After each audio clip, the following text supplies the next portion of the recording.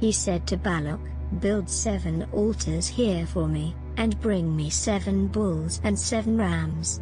Balak did as he was told, and he and Balaam offered a bull and a ram on each altar. Then Balaam said to Balak, "Stand here by your burnt offering, while I go to see whether or not the Lord will meet me. I will tell you whatever he reveals to me." So he went alone to the top of the hill, and God met him. Balaam said to him, "I have built the 7 altars and offered a bull and a ram on each." The Lord told Balaam what to say and sent him back to Balak to give him his message. So he went back and found Balak still standing by his burnt offering, with all the leaders of Moab. Balaam uttered this prophecy: "Balak king of Moab has brought me from Syria, from the eastern mountains. Come and speak for me," he said. "Put a curse on the people of Israel." How can I curse what God has not cursed? Or speak of doom when the Lord has not? From the high rocks I can see them. I can watch them from the hills. They are a nation that lives alone. They know they are blessed more than other nations. The descendants of Israel are like the dust. There are too many of them to be counted. Let me end my days like one of God's people. Let me die in peace like the righteous. Then Balak said to Balaam, "What have you done to me? I brought you here to curse my enemies, but all you have done is bless them." He answered, "I can say only what the Lord tells me to say."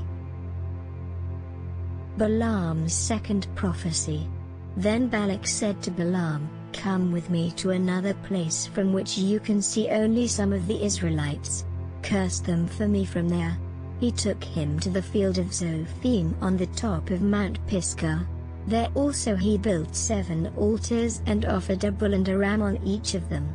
Balaam said to Balak, "Stand here by your burnt offering, and I will meet God over there." The Lord met Balaam, told him what to say, and sent him back to Balak to give him his message. So he went back and found Balak still standing by his burnt offering, with the leaders of Moab. Balak asked what the Lord had said, and Balaam uttered this prophecy: "Come, Balak son of Zippor, and listen to what I have to say. God is not like men, who lie. He is not a human who changes his mind. Whatever he promises, he does. He speaks, and it is done. I have been instructed to bless. And when God blesses, I cannot call it back. I foresee that Israel's future will bring her no misfortune or trouble. The Lord their God is with them. They proclaim that he is their king. God has brought them out of Egypt.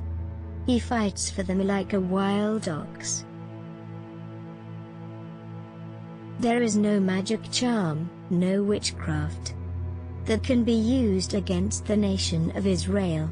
Now people will say about Israel, 'Look what God has done.' The nation of Israel is like a mighty lion. It doesn't rest until it has torn and devoured, until it has drunk the blood of those it has killed." Then Balak said to Balaam, "You refuse to curse the people of Israel, but at least don't bless them." Balaam answered, "Didn't I tell you that I had to do everything that the Lord told me?" Balaam's third prophecy. Balak said, "Come with me, and I will take you to another place. Perhaps God will be willing to let you curse them for me from there." So he took Balaam to the top of Mount Peor overlooking the desert. Balaam said to him, "Build 7 altars for me here and bring me 7 bulls and 7 rams." Balak did as he was told, and offered a bull and a ram on each altar.